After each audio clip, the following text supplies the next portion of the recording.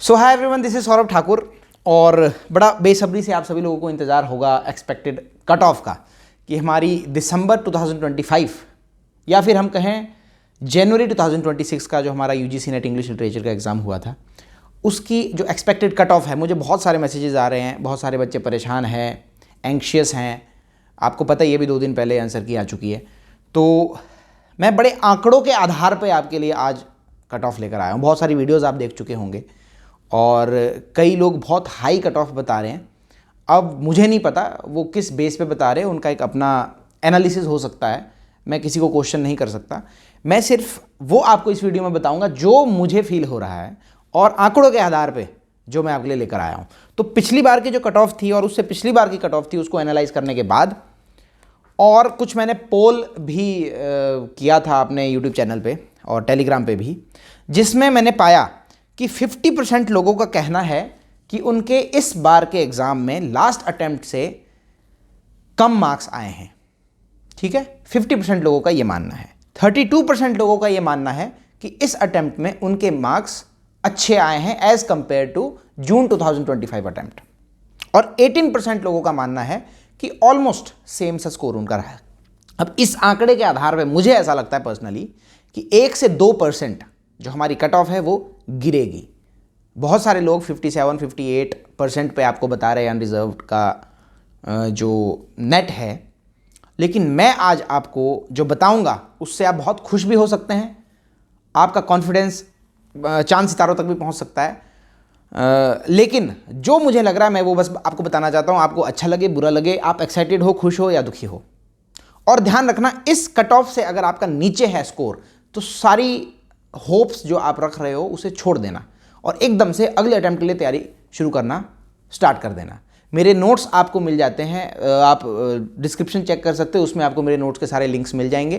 ठीक है, पेपर 2 के जितने भी मैं नोट्स देता हूँ, बहुत अच्छा रिस्पांस है, बहुत अच्छा फीडबैक है नोट्स का। इस बार भी बहुत मैसेजेस आया कि सर आपके नोट्स से बहुत कुछ आया था और बहुत सारे कंसेप्ट जो है आपके नोट्स पढ़कर क्लियर भी हुए।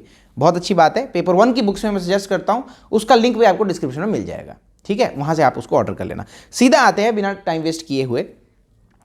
सबसे पहले बात करूंगा जनरल कैटेगरी की, यानी कि अनरिजर्व्ड कैटेगरी की। ध्यान से सुनना पूरी वीडियो, ठीक है। हर एक कैटेगरी का बताऊंगा और पीएचडी ओनली का भी बताऊंगा। ठीक है, कि पीएचडी ओनली आप कितने परसेंट पे क्वालिफाई करोगे, परसेंटेज भी बताऊंगा, मार्क्स भी बताऊंगा। तो जनरल कैटेगरी की अगर मैं बात करूं तो लास्ट टाइम जो है हमारा जो नेट क्वालिफाई हुआ है जनरल कैटेगरी में वो हुआ था 55% पे। तो इस बार 2% घटाकर मुझे लग रहा है कि 53% अगर आपका स्कोर बन रहा है, यानी कि 161 मार्क्स आपके बन रहे हैं, तो आप क्वालिफाई कर जाएंगे अनरिजर्व्ड कैटेगरी नेट के लिए। वहीं अगर जेआरएफ की बात करूं तो लास्ट टाइम 62% पे आपका जेआरएफ हुआ था और लास्ट टाइम भी मेरी जो 55% की 54-55% के अराउंड मैंने कट ऑफ बताई थी वो एग्जैक्ट बिल्कुल उतनी ही कट ऑफ गई है, चाहे आप मेरी पुरानी वीडियो उठाकर देख लेना। ठीक है, तो मैंने शायद 60% बताया था पिछली बार जेआरएफ का और 62% गया था। वहाँ पे 1-2% मेरी कट ऑफ गलत हुई, लेकिन नेट के मामले में मेरी बिल्कुल सटीक हुई थी। तो जेआरएफ 62% पे हुआ है पिछली बार। इस बार 60% स्कोर अगर आपका बन रहा है या इससे ऊपर आपके मार्क्स बन रहे हैं, यानी कि 183 मार्क्स या उससे ऊपर आपके मार्क्स बन रहे हैं, तो you should be happy and you should hope for JRF. ठीक है जी, जनरल कैटेगरी का हो गया। अब पीएचडी ओनली की बात करूं जनरल कैटेगरी में, तो पिछली बार 48% पे पीएचडी ओनली के लिए क्वालिफाई किया था जनरल कैटेगरी के लोगों ने, तो इस बार 46% पे वो क्वालिफाई करेंगे जहां तक मुझे लग रहा है। मैं हर बार कहता हूं, इस बार भी कह रहा हूं, हम लोग भगवान नहीं हैं, हम सिर्फ कोशिश करते हैं। हमारा जो अपना एक्सपीरियंस रहा है, 12 बार मैंने एग्जाम दिया है, 6 बार कंसेक्यूटिवली उसको क्वालिफाई किया है, तो वो जो एक्सपीरियंस है उसके आधार पर हम आपको बताते हैं कि कितनी आपकी कट ऑफ जा सकती है। तो 46% पे आपका पीएचडी ओनली के लिए क्वालिफाई हो जाएगा। उससे कम अगर आपके हैं तो नेक्स्ट अटेम्प्ट के लिए तैयारी शुरू कर दो, अभी भी देर नहीं हुई है। ठीक है जी, ईडब्ल्यूएस कैटेगरी की बात करूंगा इसके बाद।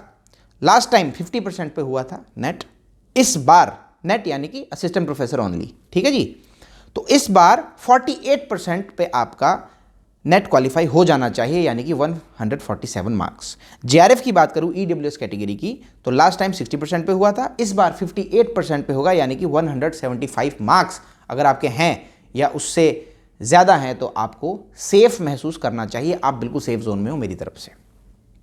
उसके बाद बात करता हूं पीएचडी ओनली की ईडब्ल्यूएस कैटेगरी में। That will be 42% for this time because it was 44% last time यानी कि जून 2025 एंड मार्क्स 129। ठीक है जी, 129 या उससे ऊपर है, सेफ महसूस करो। अब बात करता हूं ओबीसी कैटेगरी की। Last time they qualified on 50%, net उनका क्वालिफाई हुआ था 50% पे। इस बार 48% या उससे ऊपर आपके मार्क्स हैं तो आप बिल्कुल सेफ महसूस करें, 145 मार्क्स के अराउंड अगर आपके मार्क्स बन रहे हैं। जेआरएफ की बात करूं ओबीसी में तो जेआरएफ 58% पे लास्ट टाइम हुआ था यानी कि 176 मार्क्स पे। इस बार आपका 56% पे क्वालिफाई हो जाना चाहिए यानी कि 171 मार्क्स। फिर बात करता हूं पीएचडी ओनली की ओबीसी में तो 44% पे पिछली बार आपका क्वालिफाई हुआ था, तो इस बार 42% या उससे ऊपर अगर आपके हैं तो बहुत अच्छा स्कोर है, आपका क्वालिफाई हो जाएगा पीएचडी ओनली के लिए। फिर मैं बात करता हूं एससी कैटेगरी की। 46% पे लास्ट टाइम आपका नेट क्वालिफाई हुआ था, तो इस बार 44% या उससे ऊपर आपके मार्क्स हैं तो you are totally in safe zone according to my analysis, यानी कि 135 मार्क्स अगर आपके हैं तो आप सेफ जोन में हो। फिर मैं बात करता हूं एससी के जेआरएफ की, तो जितने में जनरल का नेट होता है उतने में एससी का जेआरएफ होता है। ये आंकड़े बहुत सालों से देखे गए हैं, बहुत सालों से नेट के एग्जाम को देख रहा हूं, परख रहा हूं, एनालाइज कर रहा हूं, आप लोगों को बता रहा हूं, तो मैंने ये देखा है। तो इसीलिए मुझे लगता है कि चलो 55 ना सही तो 56% आप एक सेफ 53% आप एक सेफ स्कोर मानकर चले। 53% से ऊपर अगर आपके हैं एससी कैटेगरी में जेआरएफ के लिए तो आपका जेआरएफ हो सकता है 53% से ऊपर अगर आपके मार्क्स बन रहे हैं यानी कि 161। ठीक है जी, एससी का नेट 44%, जेआरएफ 53% और पीएचडी ओनली 42% पिछली बार हुआ था, तो 40% या उससे ऊपर अगर आपके बन रहे हैं एससी कैटेगरी में तो आपका पीएचडी ओनली के लिए क्वालिफाई हो जाएगा मेरे हिसाब से। लास्ट कैटेगरी की बात करूंगा, एसटी कैटेगरी की बात, शेड्यूल ट्राइब, तो 46% पे पिछली बार नेट क्वालिफाई हुआ था आपका। और ये आंकड़े जुटाए हैं, ऐसा नहीं है कि मैं हवा में बातें कर रहा हूँ, ठीक है जी, तो आंकड़ों के आधार पे ये बात कह रहा हूँ। इसमें कुछ आपको गलत लगे तो कोई बात नहीं, कुछ गलत हो भी जाए बाद में तो भी कोई बात नहीं, क्योंकि मैं मनगढ़ंत कुछ भी नहीं बोल रहा हूँ। मैं वही बोल रहा हूँ जो पोल मैंने करवाया था उसमें काफ़ी बच्चों ने वोट किया है, और उसमें अगर वो बोल रहे हैं 50% लोगों का ये मानना है कि हमारे पिछली बार से कम मार्क्स बन रहे, तो ऑब्वियसली ये वाला एग्जाम थोड़ा सा टफ था। ठीक है जी, तो एसटी की मैं बात कर रहा हूँ। 44% अगर आपका है या इससे ऊपर आपके मार्क्स बन रहे हैं यानी कि 135 मार्क्स या उससे ऊपर आपके बन रहे हैं तो आपका नेट क्वालिफाई हो जाना चाहिए।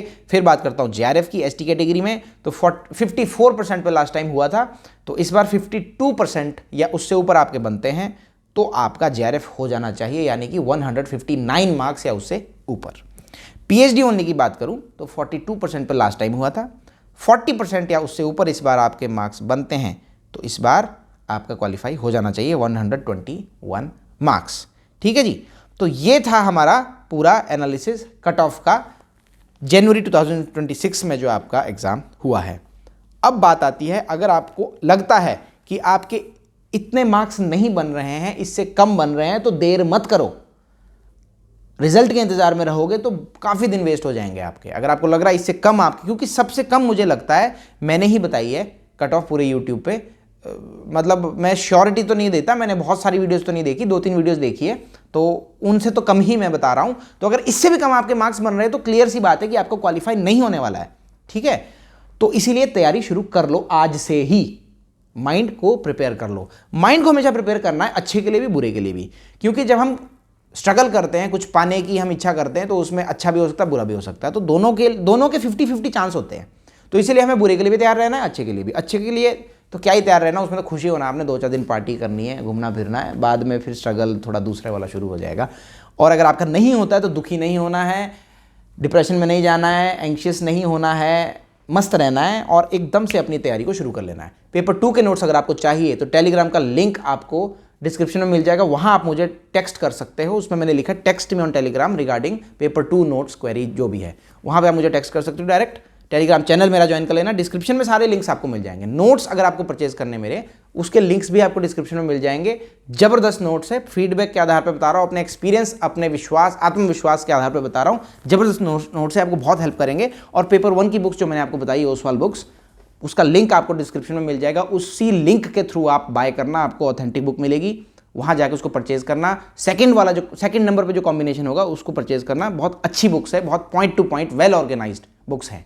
ठीक है जी, तो इस वीडियो में मैंने आपको इतना ही कहना था। बहुत टाइम आपका लिया, उसके लिए माफ़ी। और अगर आपने अंत तक की वीडियो देखी तो बहुत बढ़िया। कई लोग एकदम से ऐसे ही कमेंट कर देते हैं। अभी कमेंट में लोग पूछेंगे सर मेरे इतने मार्क्स बन रहे, बताओ मेरा क्या होगा। तो उनके लिए मेरा कहना है वीडियो पूरी देख लो प्लीज़, है ना। अब तो खैर मैं लेट हो गया बोलने के लिए, लास्ट में मैंने बोला वीडियो पूरी देखो, अब तो वीडियो खत्म भी होगी, यहाँ तक बहुत कम लोग पहुँचेंगे। खैर जो पहुँचे हैं उनका धन्यवाद, और ढेर सारा प्यार देने के लिए आपका धन्यवाद। और आपके रिजल्ट के लिए मेरी तरफ से आपको ढेरों शुभकामनाएं। मस्त रहो, आबाद रहो, किसी की जान तो किसी की फरियाद रहो। और बहुत बहुत धन्यवाद। बाय।